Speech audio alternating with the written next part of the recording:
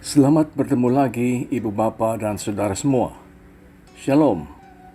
Ini adalah renungan dengan judul Perumpamaan tentang kebun anggur yang lain berdasarkan Injil Matius pasal 21 ayat 33 hingga 46. Yesus adalah guru yang amat kreatif dan inspiratif.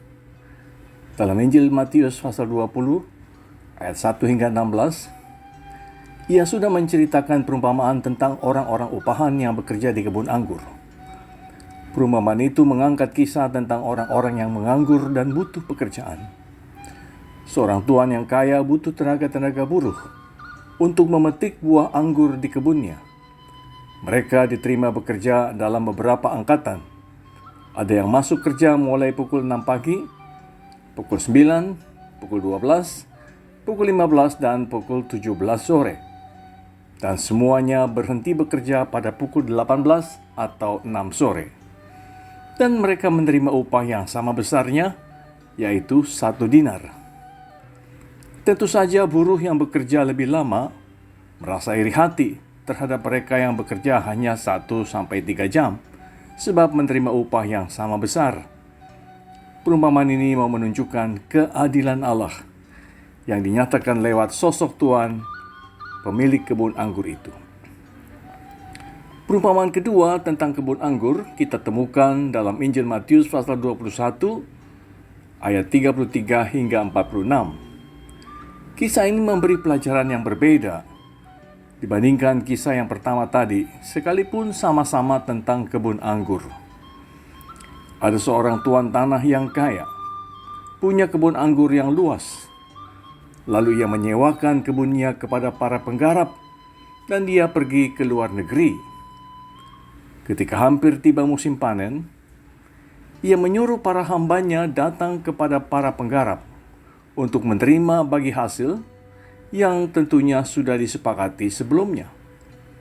Namun di luar dugaan, para penggarap itu ingkar janji. Mereka memukuli, mengusir, bahkan membunuh para hamba utusan itu. Maka si tuan mengirim lebih banyak orang untuk menemui para penggarap. Mereka semua mendapat perlakuan yang sama buruknya. Diusir, dipukuli, dan dilempari batu. Akhirnya tuan itu mengutus anaknya sendiri dengan keyakinan bahwa para penggarap tentu akan menghormati anak si pemilik kebun anggur itu. Ternyata keyakinan dan dugaan itu keliru. Mereka juga menangkap, mengusir, bahkan membunuh anak si pemilik kebun anggur itu. Saudara, ceritanya sampai di situ. Kemudian Yesus bertanya kepada para pendengarnya, yaitu para tokoh agama yang masih ada di dekat Yesus sejak timbul perdebatan di antara mereka. Pertanyaan Yesus, jika tuan pemilik kebun anggur itu datang, apa yang akan dia lakukan terhadap para penggarap itu? Mereka menjawab kompak. Dia akan membinasakan orang-orang jahat itu, dan kebun anggurnya akan disewakan kepada orang lain. Lalu Yesus melanjutkan dengan memberi kiasan bahwa batu yang dibuang oleh tukang bangunan telah menjadi batu penjuru. Para tokoh dan pemuka agama Yahudi yang mendengar perkataan Tuhan merasa bahwa diri mereka lah yang dimaksud dengan perumpamaan itu. Mereka menjadi tersinggung, marah, dan ingin menangkap Yesus. Tetapi mereka takut kepada orang banyak yang menganggap Yesus sebagai nabi. Saudara, marilah kita meneropong lebih jauh arti perumpamaan ini. Anggur adalah buah yang dapat diolah menjadi minuman yang penting bagi bangsa Israel pada masa itu. Malah bangsa Israel seringkali digambarkan sebagai kebun anggur Allah. Bandingkan dengan Yesaya pasal 5 ayat 7. Nabi Yesaya mengiaskan kebun anggur itu seperti bangsa Israel sendiri, di mana Yahweh sebagai pemiliknya. Anggur yang ditanam di kebun anggur itu diharapkan menghasilkan buah yang manis dan segar. Ternyata buah yang dihasilkan asam rasanya. Ini tentu menimbulkan rasa kecewa yang besar di dalam hati Yahweh sebagai pemilik kebun anggur Israel. Kisah yang diangkat oleh Nabi Yesaya mempunyai dimensi yang lain, yang diangkat dan ditekankan oleh sang nabi. Marilah kita kembali kepada perumpamaan tentang kebun anggur di dalam Matius pasal 21. Pada masa Yesus, Palestina adalah daerah yang miskin dan hanya sedikit beberapa gelintir saja orang yang punya harta yang berlebih. Karena itulah ada banyak tuan tanah yang menyewakan tanahnya kepada pihak yang lain, terutama para penggarap yang tidak punya tanah. Biasanya uang sewanya dapat dibayarkan dengan 3 cara. Yang pertama, uang itu dapat dianggap sebagai ongkos sewa tanah atau dalam bentuk buah anggur yang beratnya sudah ditentukan dan disepakati bersama. Tidak peduli apakah panennya nanti berhasil atau gagal. Dan yang ketiga, ongkos sewa tanah dapat juga berdasarkan persentase panen yang sudah disepakati, misalnya 50-50 atau 60-40 atau 70-30. Perbuatan para penggarap yang menyewa kebun anggur itu bukan hal yang luar biasa. Palestina pada waktu itu penuh dengan pergolakan karena masalah ekonomi. Para buruh yang tidak puas biasa melakukan protes atau memberontak. Perbuatan mereka yang ingin membunuh anak si pemilik kebun anggur itu juga bukanlah hal yang mustahil. Bagi orang-orang yang mendengar perumpamaan ini, cukup mudah mereka menangkap pesannya dan menebak siapa kira-kira yang dimaksud dengan perumpamaan ini. Sebelum kita meneropong lebih jauh, kita sudah dapat menangkap tokoh-tokoh yang diangkat dalam perumpamaan ini. Kebun anggur itu tentu adalah bangsa Israel, dan pemiliknya adalah Yahweh, Allah Israel. Dan para penggarapnya adalah para pemimpin agama Yahudi yang menerima tugas dan tanggung jawab dari Allah untuk mengayomi umat itu dan mendatangkan kesejahteraan. Para utusan yang ditolak berturut-turut adalah para nabi yang diutus Allah dan seringkali ditolak oleh umat Israel. Anak si pemilik kebun yang datang terakhir adalah Yesus sendiri. Di dalam cerita ini, Yesus memaparkan serentak sejarah dan nasib akhir umat Israel. Saudara, perumpamaan ini menyampaikan banyak hal tentang Allah. Yang pertama, 2 tentang manusia, dan yang ketiga tentang Yesus. Kita akan melihatnya satu persatu. Yang pertama tentang Allah. Perumpamaan ini menyatakan kepercayaan Allah kepada manusia. Pemilik kebun anggur itu memberi kepercayaan kepada para penggarap untuk menggarap kebunnya. Dia pergi dan membiarkan mereka melakukan pekerjaannya menggarap kebun itu. Begitu juga Allah memberi kepercayaan kepada manusia untuk melakukan pekerjaannya. Setiap tugas yang kita terima sebenarnya adalah tugas yang Allah sendiri berikan dan percayakan kepada kita. Yang kedua, perumpamaan ini menceritakan kesabaran Allah. Tuhan itu mengirim utusannya satu persatu. Ia tidak datang dengan tiba-tiba untuk membalas dendam kepada mereka yang telah bertindak jahat menolak hamba-hamba yang diutusnya. Dia memberi kesempatan berulang kali kepada para penggarap untuk melaksanakan janjinya.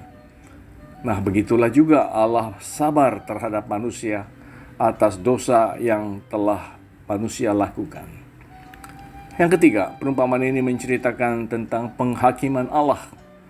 Pada akhirnya, kesabaran si pemilik kebun anggur itu habis. Memang ada batasnya kesabaran itu. Dia mengambil lagi kebun anggur miliknya dari tangan para penggarap, lalu memberikannya kepada orang lain untuk menggarapnya. Yang kedua tentang manusia. Yang pertama, perumpamaan ini menceritakan hak istimewa manusia. Kebun anggur itu dilengkapi dengan segala sesuatu, pagar, alat pemeras anggur, menara, yang semuanya itu dapat melengkapi pekerjaan para penggarap. Allah bukan hanya memberi kita tugas, namun Dia juga memberi kita kelengkapan, berbagai talenta, kesanggupan untuk melaksanakan tugas tertentu. Yang kedua, perumpamaan ini menceritakan kebebasan manusia. Tuhan itu memberi kebebasan kepada para penggarap untuk melakukan tugasnya sebagaimana yang mereka mau. Allah bukanlah majikan yang kejam, namun Dia seperti komandan yang bijak di dalam memberikan tugas lalu memberi kepercayaan kepada manusia untuk melakukannya. Yang ketiga, perumpamaan ini menceritakan pertanggungjawaban manusia. Bagi semua orang akan datang hari penghakiman, dan kita masing-masing harus memberi tanggung jawab atas perbuatan kita. di dalam menjalankan tugas yang Allah sudah berikan dan percayakan. Yang keempat, perumpamaan ini menceritakan kesengajaan dosa manusia. Para penggarap itu dengan sengaja membangkang, melawan majikannya. Dosa adalah perlawanan yang secara sengaja dilakukan terhadap Allah. Dosa ialah mengambil jalan sendiri, sekalipun sebenarnya kita tahu manakah jalan Allah yang benar. Yang terakhir tentang Yesus. Yang pertama, perumpamaan ini menceritakan klaim Yesus. Kita dapat melihat dengan jelas bahwa Yesus menempatkan dirinya di dalam suksesi para nabi. Mereka yang datang sebelum Yesus adalah utusan Allah. Tak seorang pun dapat menyangkal kedudukan mereka yang sangat terhormat. Namun mereka semuanya tetap adalah hamba. Tetapi Yesus adalah anak Allah. Perumpamaan ini memuat salah satu klaim Yesus yang paling jelas, yang unik dan berbeda dibandingkan dengan para utusan Allah yang sebelumnya dan yang lain. Yang kedua, perumpamaan ini menceritakan tentang pengorbanan Yesus. Di sini menjadi jelas bahwa Yesus tahu apa yang akan terjadi di dalam hidupnya, di dalam masa depannya. Dalam perumpamaan ini, para penggarap yang jahat itu membunuh anak si pemilik kebun anggur itu. Yesus tidak pernah ragu tentang hal ini. Ia tidak mati karena merasa terpaksa, melainkan dengan sukarela. Dengan penuh kesadaran, ia berjalan melangkah menuju Yerusalem. Ini berarti ia menyongsong kematiannya sendiri. Saudara, perumpamaan ini diakhiri dengan gambaran tentang sebuah batu. Yesus bertanya kepada para pemuka agama Yahudi yang mendengarkan ceritanya, "Belum pernahkah kamu baca dalam kitab suci? Batu yang dibuang oleh tukang-tukang bangunan telah menjadi batu penjuru. Hal itu terjadi dari pihak Tuhan, suatu perbuatan ajaib di mata kita." Ayat ini dipetik dari Mazmur 118 ayat 22. Yang dimaksud oleh penulis Mazmur, batu itu tidak lain adalah bangsa Israel. Israel adalah bangsa yang kerap dihina, diejek, direndahkan, dan ditolak. Mereka dijadikan budak dan hamba oleh bangsa-bangsa yang lain. Namun bangsa yang dihina dan sering dipandang sebelah mata itu adalah umat pilihan Allah. Batu yang dibuang dan ditanam di dalam tanah ternyata menjadi fondasi yang kokoh untuk bangunan yang berdiri di atasnya. Begitulah Israel yang sering dipandang sebelah mata, bahkan dibenci oleh bangsa-bangsa lain, ternyata merupakan fondasi untuk kehidupan umat manusia. Pernahkah saudara perhatikan berapa banyak orang Yahudi yang pernah menerima hadiah Nobel sejak hadiah itu diberikan pertama kali? Dari antara sekitar 250 orang penerima hadiah Nobel, lebih dari 40% adalah orang Yahudi atau berdarah Yahudi. Hadiah Nobel adalah penghargaan tertinggi yang diberikan kepada ilmuwan atau tokoh yang karyanya sangat berarti untuk seluruh umat manusia. Sangat besar jasa dan sumbangsi bangsa Yahudi untuk kemanusiaan. Arti yang kedua dari batu dalam kisah itu ialah apa saja yang tertimpa oleh batu itu akan hancur lebur. Yang dimaksud dengan batu itu adalah Yesus sendiri. Siapa saja yang melawan Yesus atau menjadi musuhnya akan hancur lebur. Yesus adalah batu alas, fondasi, yang di atasnya telah berdiri bangunan yang kokoh, yaitu gereja. Menolak Yesus artinya membenturkan kepala pada tembok yang kuat dan kokoh.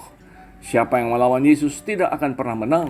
Sebaliknya dia akan kalah, hancur lebur, dan binasa. Saudara, melalui perumpamaan ini kita diingatkan untuk menyambut Yesus dan menerima Dia sebagai anak sang pemilik kebun anggur di mana kita hadir, hidup, dan bekerja. Jangan kita menjadi culas, ingkar janji, untuk tetap setia pada perjanjian yang sudah kita ucapkan antara diri kita dan Tuhan, sang pemilik kebun anggur itu. Amin. Mari kita berdoa. Dalam nama Bapa, Anak, dan Roh Kudus, kami bersyukur atas firman yang sudah kami dengar dan renungkan, ya Tuhan. Engkaulah sang pemilik kebun anggur di mana kami semua adalah para penggarapnya.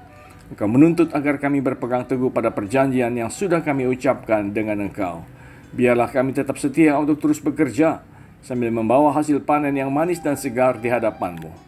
Bapa, kami mau berdoa untuk gereja-Mu di seluruh dunia.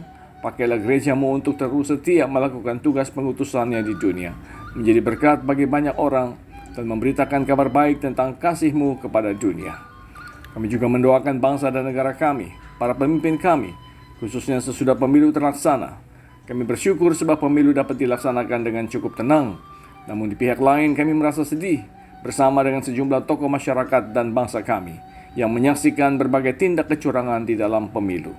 Kami tidak tahu apa yang harus dilakukan selanjutnya. Kiranya Engkau sendiri ya Tuhan menuntun kami semua untuk bersikap dengan bijak dan tepat, menyelesaikan kekisruhan yang terjadi dalam penghitungan suara maupun dalam berbagai hal yang lain. Kami berdoa untuk perdamaian di dunia. Berilah kami semua merasakan, mengalami dan menikmati damai yang lestari dan sejati. Hanya Engkau ya Tuhan yang mampu memberikan damai kepada seluruh umat manusia. Tuhan, dengarkanlah doa dan seruan kami. Demi Kristus kami sudah berdoa. Amin. Saudara, jika Anda merasa renungan ini bermanfaat, Anda boleh meneruskannya kepada orang lain, dan Anda tidak perlu minta izin dulu pada saya. Tuhan memberkati saudara.